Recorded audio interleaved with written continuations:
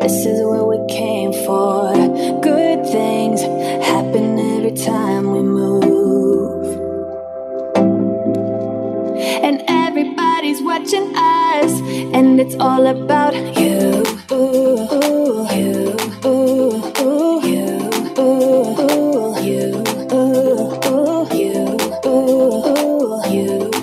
You sign up.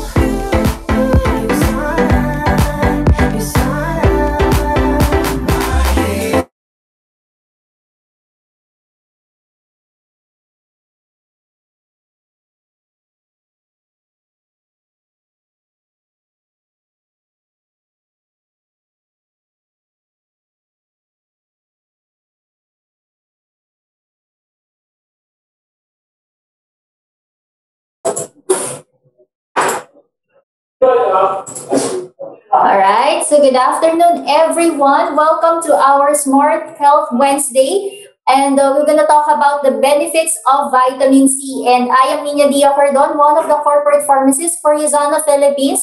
And kamusta tayong lahat to all of our 47 participants in this training. Good afternoon, maayong hapon, Luzon, Visayas, and Mindanao. Because I believe marami po tayong participants, no? Not just hindi lang dito sa Philippines, but all over the world. Kung nasaan po kayo ngayon, type in sa ating chat box, no? Para ma-recognize natin kayo. Ayan. So, let us know, taga saan po ba tayo ngayon?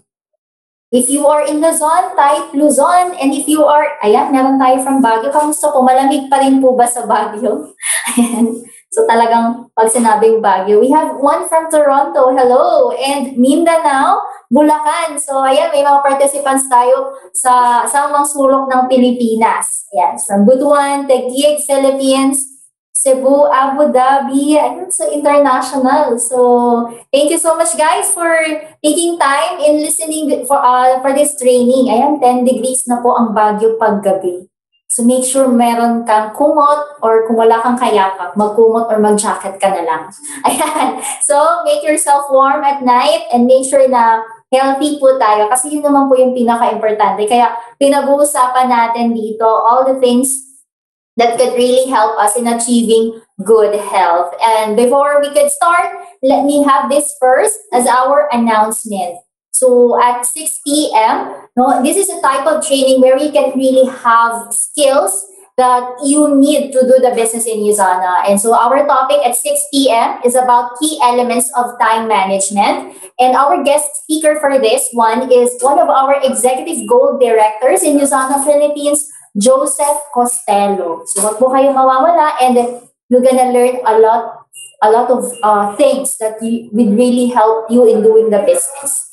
And speaking of bonus, no, sino na ba dito mga naka-receive ng kanilang Christmas bonus? And here in Usana Celavive, we have 25% of Celavive bonus. So earn a 25% bonus from initial purchase of Usana Celavive products from preferred consultants, and sales volume points of your SVP on this initial Usana Celavive order do not accumulate or roll up the sales organization of the sponsoring associate. So your SVP on all other orders of Usana Celavive to associates and additional Usana Celavive orders to preferred consultants will accumulate and roll up the sales organization, as is the case in Usana's current compensation plan. So, take advantage na natin tong Celavive bonus na to. And of course, as one of the things that we really want to do in this season of Christmas, no, is yung mamigay ng mga regalo. And we have Yuzona's holiday gift guide where you can choose among of this set of products that we have. So first is for our digestive duo, 2 packs of Usana probiotics, no? Kasi bakit fini-feature natin to? Kasi mahilig ang kainan, 'di ba? Pag December, ang daming handa. So kailangan protected and supported well yung ating mga digestive process, especially the gut health. And for well-being bestsellers, we have Policy and Proglucamion, which is, we're gonna talk about this one this afternoon, yung Policy natin. And brightening trio to go. This is a perfect time to rest, no? Especially yung mga beauty natin dyan. So enjoy a dark spot corrector, luminous moisture cream, light complexion serum, and a free Usana Celavive branded bag. And if you want to experience a spa-like one, you can have our spa pack for our hydrating plus lifting sheet mask and vitalizing serum, which consists of 10-pack sample kit. So this one is exclusive offer for Usana associates and preferred consultants. Limited time offer from November 1 to December 12, 2020 or until allocated stocks last. So this one is not valid for your auto order. And mark your calendar because you're gonna celebrate with us as we will have Scaling New Heights. This is our Usana 2021 virtual grand celebration. So that would be on February 7, 2021. So next year na po ito. And avail the ticket with a price of 350 pesos. And if you're gonna purchase in bulk, like 10 tickets, you're gonna receive +1 with the amount of 3,500. And make sure po na updated yung mga contact numbers and our email address. Kasi once you receive this ticket, meron po isa-send sa inyo na unique code. And para ma-receive nyo po yung unique code, kailangan updated po yung mga contact information. And so that's all about our announcement for this afternoon. And so let's move on to our main topic, the benefits of vitamin C to overall cellular function. So what do you know about vitamin C ba? Can you type in sa chat box, what is the other name for our vitamin C? And so I encourage everyone, all of our participants, na mag-interact po tayo, no, with each other through our chat box. So what do you know about our vitamin C? Yes, definitely. It's ascorbic acid. Thank you, Hannah. Yan, napaka-interactive ng ating mga participants. Thank you so much. So, it is also known as your ascorbic acid and one of the water-soluble vitamins along with vitamin B complex. So, ano yung mga vitamin B complex natin? We have B1, B2, B3, B5, B6, B9, and B12. So, to name them, actually, no, thiamine, riboflavin, niacin, pantothenic acid, pyridoxine, folic acid, and cyanocobalamin. So these are your water-soluble vitamins. And kasama po dyan ang ating vitamin C. And how about the other one? No? So the other category for our vitamins is fat-soluble vitamins. So these type of vitamins are well absorbed when taken with fatty foods and can be stored in the body tissues. No? These are your vitamin A, D, E, K. So parang yung abbreviation is ADEC. Ayan, so vitamin ADEC.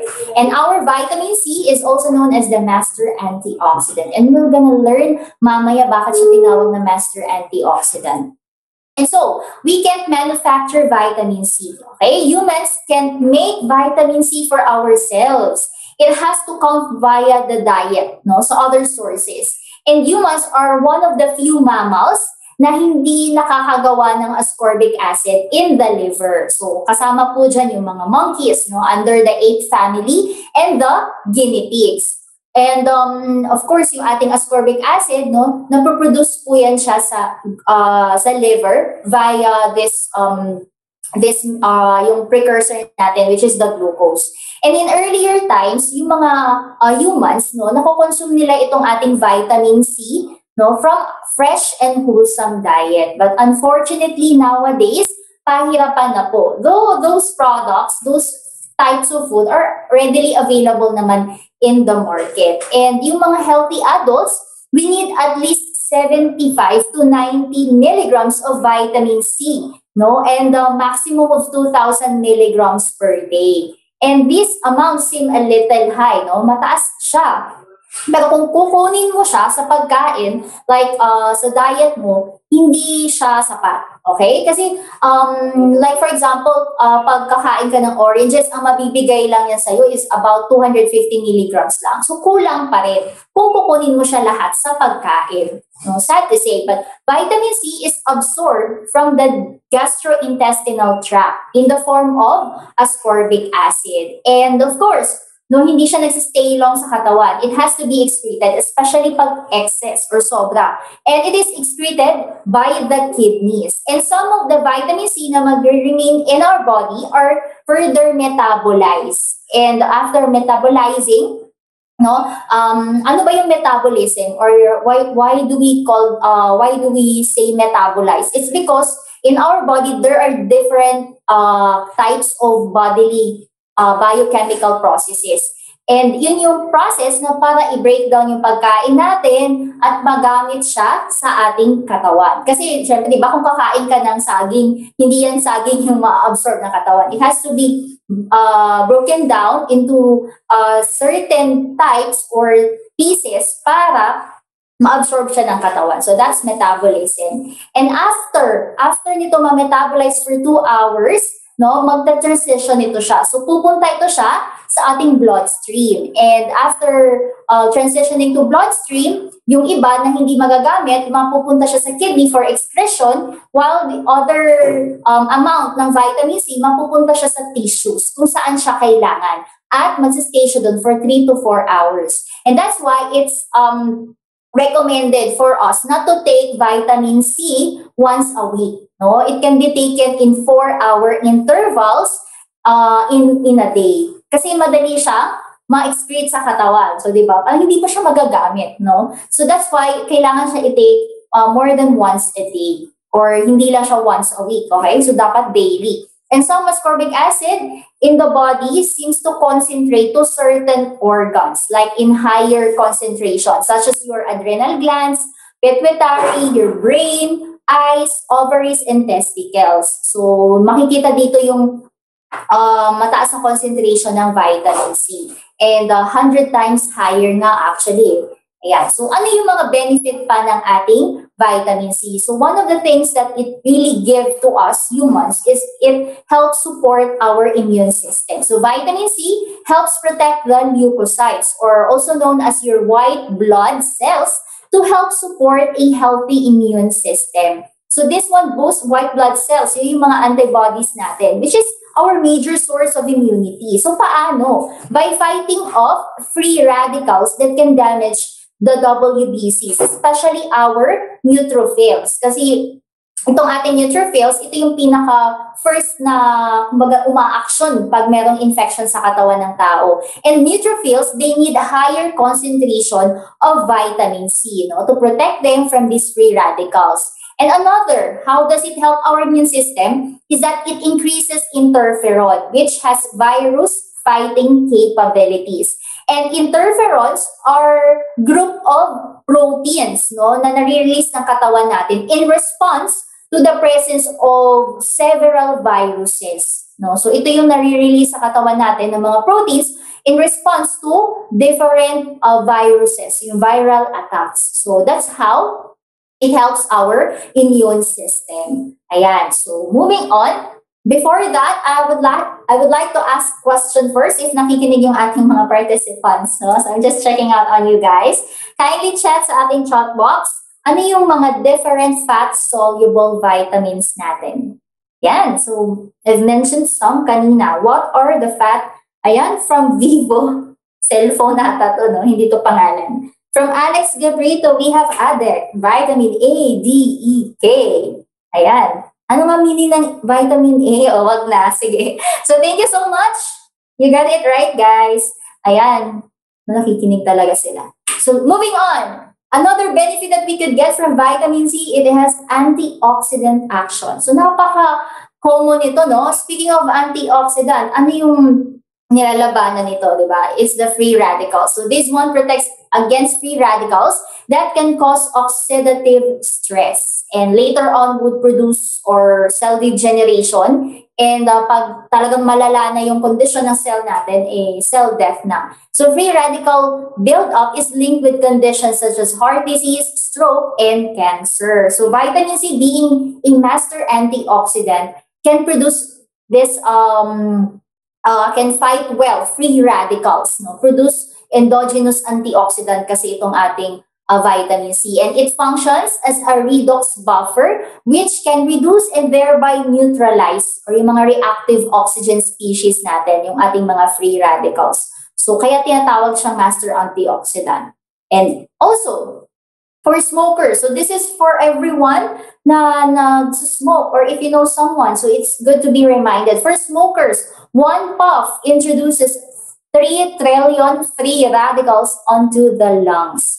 And smoking uses tiny C-stores that causes skin constriction so that less oxygen and nutrients feed and protect your skin. So, no, ito yung bad thing about smoking. No, ano yung na-introduce nito? Hindi lang isang chemical but many chemicals into the lungs. And of course, inhaling, kahit hindi ikaw mismo yung nagsisigarilyo, you just inhaled it from someone na nagsasmoke around you, could be a family member, a friend, or just a stranger. Now, this could really lead to even yung mga damage, diba, sa lungs, especially pag long term. And it introduces, isipin mo 3 trillion free radicals. Sobrang dami nun. And your lungs can feel the damage because the lungs don't have nerve cells. So parang okay lang, killing me softly with your smoke lang yung peg nito, no? So, but when free radicals come in contact with lungs, it triggers damage and later on could lead to inflammation. So smoking uses up this very tiny C-stores kung saan nakaimbak yung mga nutrients aside from vitamin C. And ano pa yung nagagawa nito? No? It constricts the skin so that less lang yung oxygen na ma-receive and the nutrients na sana mag-feed at mag-protect sa yung skin. Later on, your skin will look like very old, no, when you smoke. So if you know someone, can tell them about this.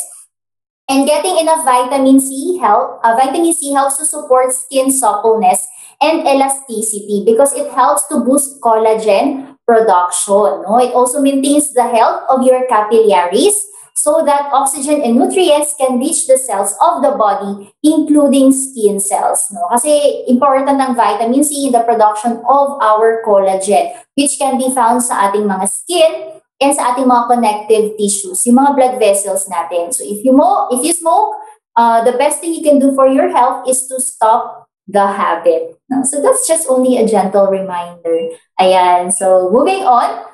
No? So, ayan, so before tayo mag-move on, ayan, so move on, big word. So the question is, can vitamin C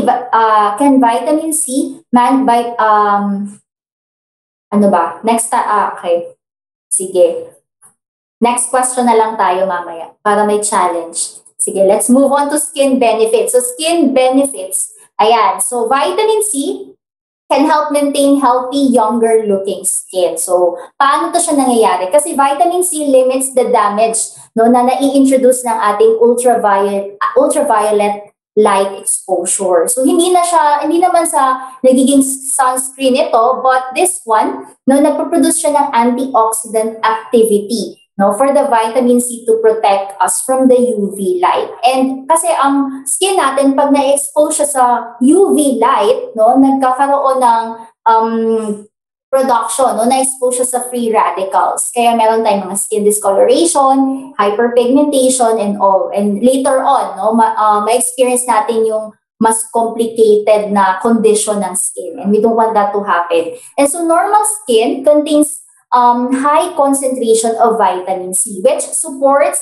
important and well-known functions and stimulating collagen synthesis and assisting in antioxidant protection against UV-induced photo damage. So that's important, no, na aside sa pagtitake in ng vitamin C, the best thing that you could do to protect your skin from early damage, no, na nakukos ito na when you expose to sunlight or UV light, is you really have to protect it. Like you need to wear umbrella, you need to wear yung mga long sleeves, di ba? Kung pupunta ka sa araw. So dapat hindi lang magre-rely sa vitamin C, but you have to protect it through the clothing that you wear every day. So ayan. So vitamin C can give us antioxidant activity. Ayan. So it also builds and maintains collagen and connective tissue supporting muscle, skin, and blood vessels. So this one is essential for building and maintaining collagen and connective tissues. Yung sabi natin, di ba, that collagen is a major protein found sa ating skin as well as sa ating mga connective tissues. And saan yung mga connective tissues na yan? You can find that sa ating mga muscles and even sa mga blood vessels. And essential for collagen, so getting enough helps you to ensure that your skin is elastic, because when the skin is elastic, then your skin is youthful. Yeah, so that's the secret to youthful skin, no? When your skin is elastic.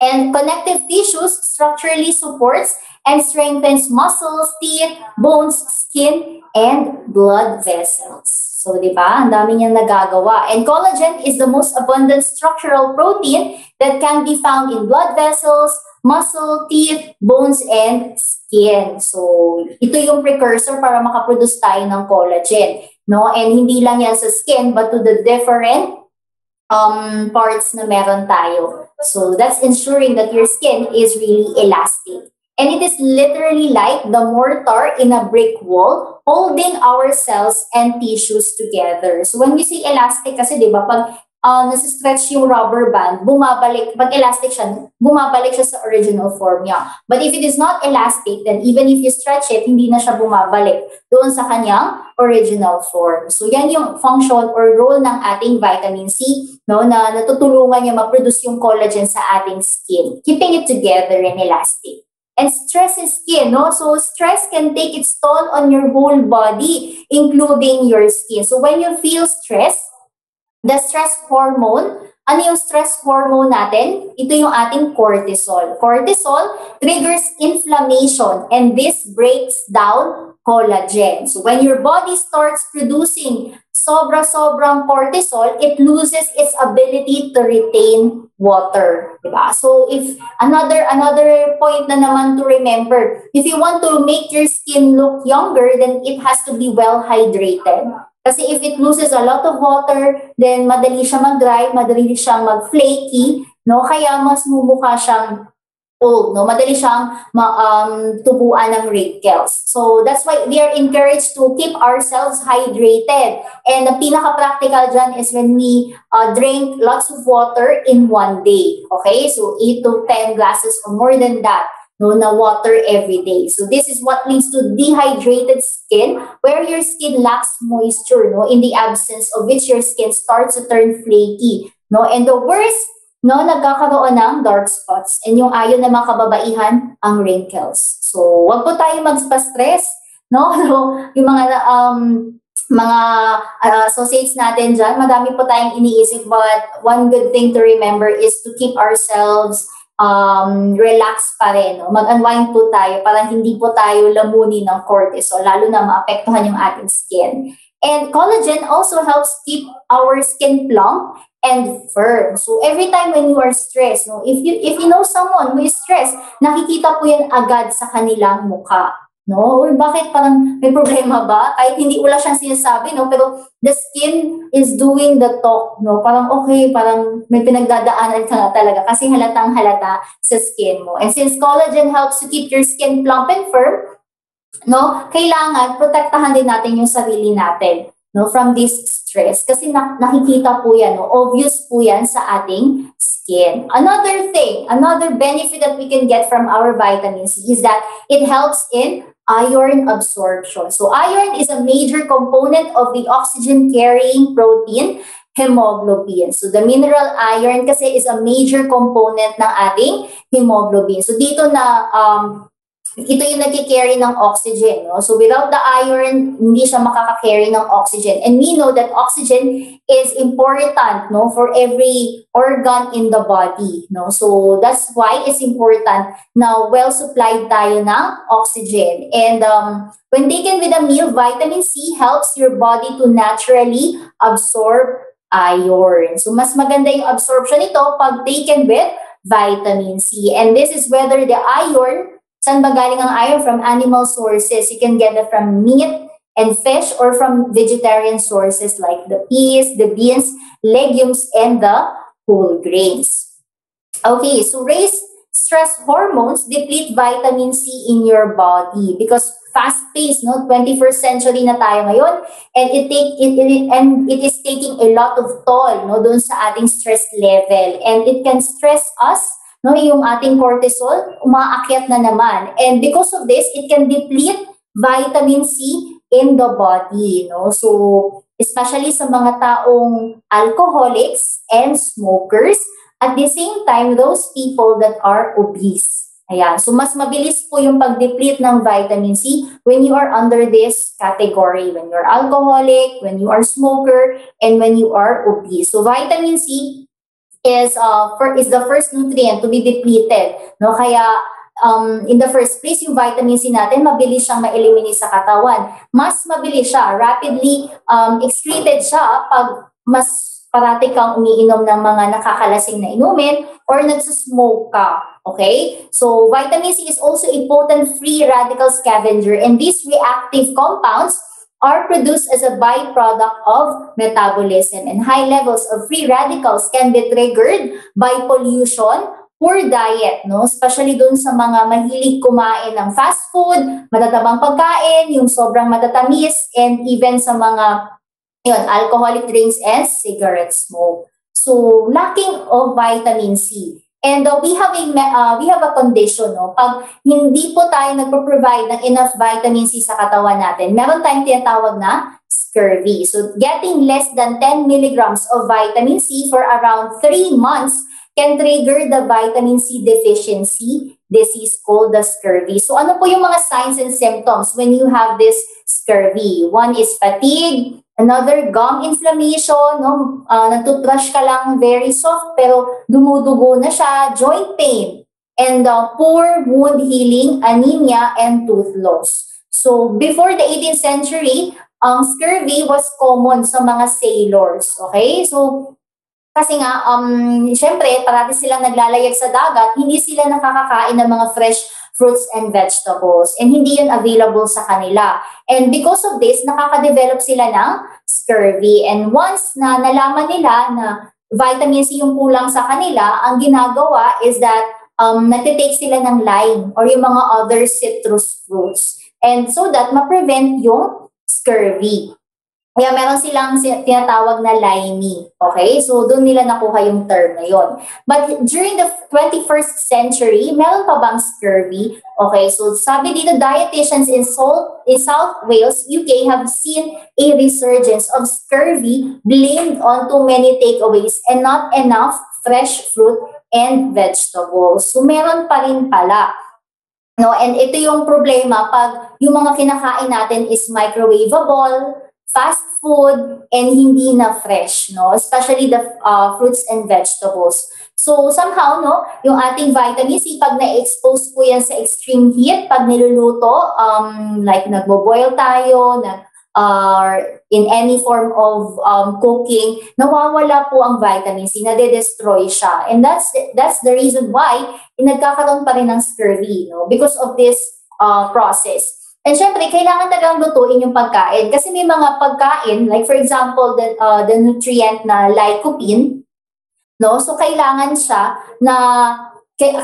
lutuin, no? So, hindi pwede na parang sige, raw na lang lahat, no? Kasi may mga pagkain din na kailangan talagang lutuin para ma-produce niya yung sustansya na yun. And so, the difference between now and then is that this is out of choice. People say that fruits and vegetables are not affordable when in fact they are. No? So somehow yung poor choices pa rin ng pagkain natin. Kaya meron pa rin scurvy. And today it's about a choice. So we need to eat no, yung mga pagkain na rich in vitamin C, we need to eat a rainbow. No? So yung rainbow dito, hindi po yung literal na rainbow, but different types of food. No? So we need to aim for around 2 servings of fruit and 5 servings of vegetables daily. And this could provide vitamin C plus a wide range of helpful plant pigments, vitamins, and minerals. So sometimes, no, nakakaligtaan natin yung mga fruits and vegetables dun sa pagkainan natin. And what we really eat most of the time, no? Meron tayong kanin, meron tayong mga, di ba, mga karne or more of the carbohydrates, the fats lang tayo. Wala masyadong fruits and vegetables doon sa ating mga meals. Then this time, no, kailangan mag-add na tayo. Okay? So a variety of colors can provide you a variety of nutrients. Kaya sinasabing eat a rainbow. So those citrus fruits were first used to treat scurvy. This vitamin is not limited to oranges, lemons, limes, and the like. It is actually found in higher concentration outside the citrus family. So we need to select fresh fruits and vegetables such as green vegetables, citrus fruits, berries, tomatoes, guava, potatoes, kiwi, fresh herbs like parsley. So ano yung meron sa bakuran po natin? Sino po ba dito yung merong guava tree? Ayan, may bayabas sa likod ng bahay, sa harap ng bahay, or sa gilid ng bahay. Okay, so guava, actually, bayabas ranks to be the number 1 in vitamin C. Okay, so and aside dyan sa ating mga citrus fruits, you can get a good amount of vitamin C from your guava fruits. No? So huwag niyo pong kaligtaan niyo, huwag niyo pong deadmahin yung bayabas ninyo. Ayan, so of course, no, hindi natin to lahat makakain. Not every day we can eat all these berries, tomatoes, guava, and parsley. No, hindi natin to siya lahat nakakain every day. And remember, we need to take a daily supply of vitamin C kasi hindi natin yan na-manufacture. At bakit hindi natin siya na-manufacture? No? It's because we lack this kind of enzyme sa katawan ng tao. Kaya hindi tayo nakaka-produce ng vitamin C. Unlike sa ibang hayop na nakaka-produce sila nito because they have this certain enzyme in their body. So that's why the most convenient thing to do is to take it through supplementation. And here in USANA, we have our product, the Poly-C. And this one is in mineral ascorbate form. So this is for your daily dose of vitamin C and non-acidic. No? So this one is exclusive vitamin C blend to treat and prevent vitamin C deficiency, which is the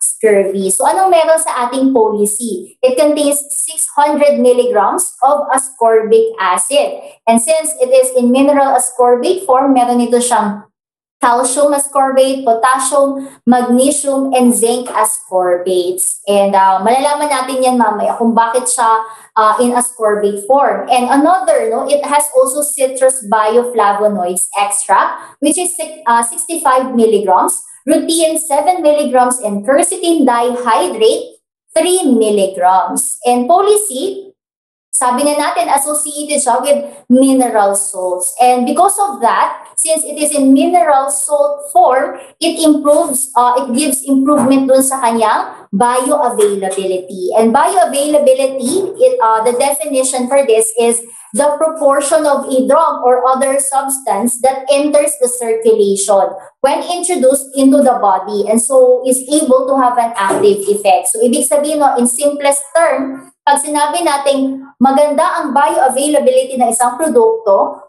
madali siya ma-absorb ng katawan. No? Madali siya mag-enter sa ating bloodstream or sa blood circulation.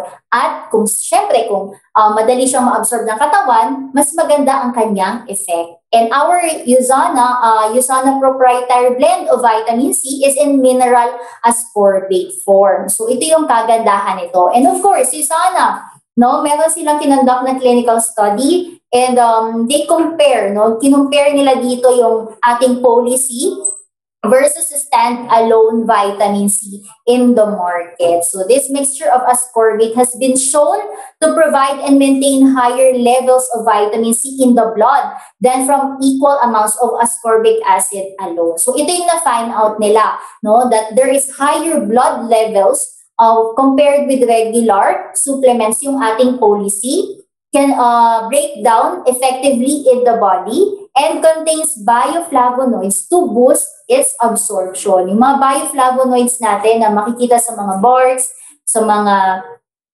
parts ng mga plants, yun po yung nagbo-boost ng absorption nito, no? Itong ating vitamin C. And we conclude that because of this study, that from the standpoint ng bioavailability, Poly-C is superior to pure ascorbic acid as a supplemental source ng vitamin C. And if you want to read further about this study, we have this one article in askthescientist.com. No? So pwede nyo pong basahin doon, the pharmacokinetics of Poly-C versus the ascorbic acid. So this blend was developed, no, to promote bioavailability and help reduce stomach upset. Ayan, so bakit kailangan i-improve ang bioavailability? Kasi di ba na-mention ko kanina that our body, no, first, as it metabolizes vitamin C, it takes 2 hours. And after that, napupunta siya sa ating mga body tissues, doon sa mga specific organs niya, and some of the vitamin C na i-eliminate through excretion sa kidney. No, so that's very very fast, no, napakabilis niyang mawala kasi hindi lahat nagsistay sa katawan, yung iba madaling lumabas, so hindi masyado mataas yung bioavailability ng ascorbic acid. That's why ang ginawa ng Usana, no, naglagay siya ng mga ingredients to improve its bioavailability, mataas yung absorbability, at mas stay siya longer sa katawan. So that anytime that the body needs vitamin C, meron siya mapagkukunan. Another, since ascorbic acid, no, ascorbic acid or vitamin C is acidic in nature, and when taken by the people na merong issues on hyperacidity, no, parang sensitive yung mga channel sikmura nila pag natitake nito, no, since this one is in non-acidic, hindi siya nagkakos ng gastric upset, okay, yung mga stomach upset or yung reflux.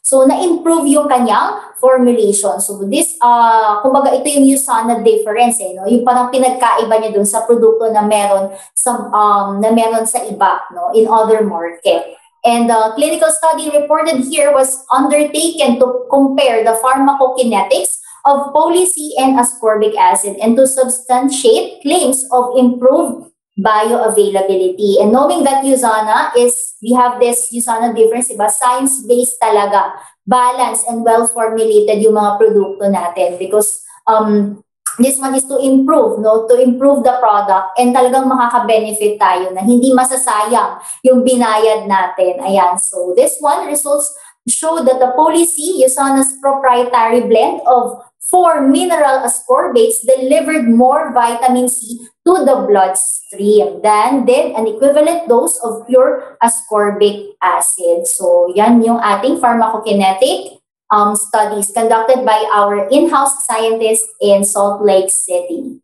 Ayan, so moving on. So if you notice there, we have 2 types of product, the Poly-C for your overall cellular function and the Proflavanol C100 for your cardiovascular health. So may, there are also people nagtatanong, ano po yung difference nila? Of course, Poly-C, this one contains 600 milligrams of vitamin C with citrus bioflavonoids, rutin and quercetin dihydrate, and helps support the connective tissue formation, the immune health, and the development and maintenance of bones, cartilage, teeth, and gums. While the Proflavanol C100 naman, this one contains grapeseed extract with 100 milligrams content and vitamin C na merong 300 milligrams. And para saan itong ating Proflavanol C100? This one supports blood circulation by nourishing the blood vessels, and then we can have this good blood circulation, no, sa katawan.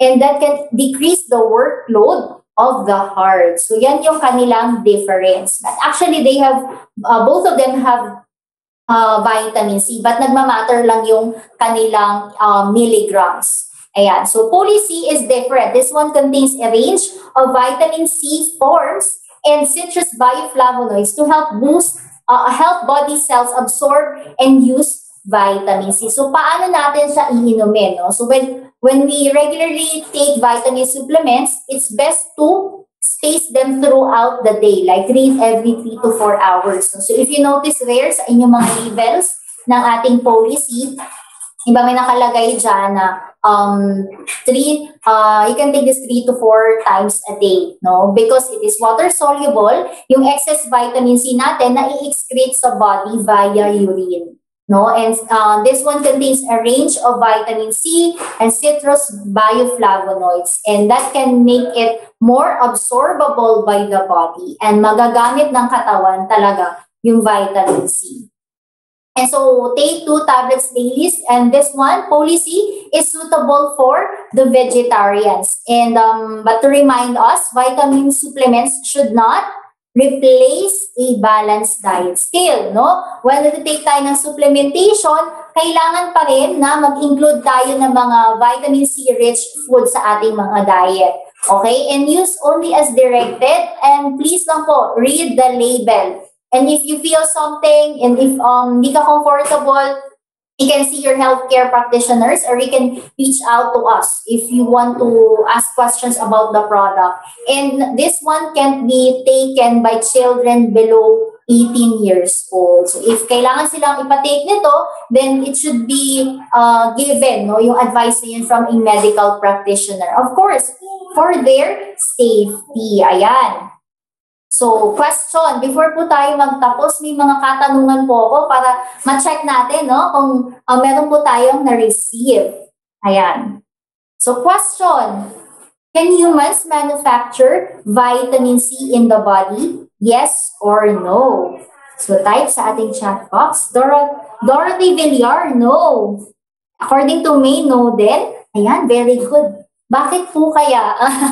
So, merong follow-up question. No? Of course, no?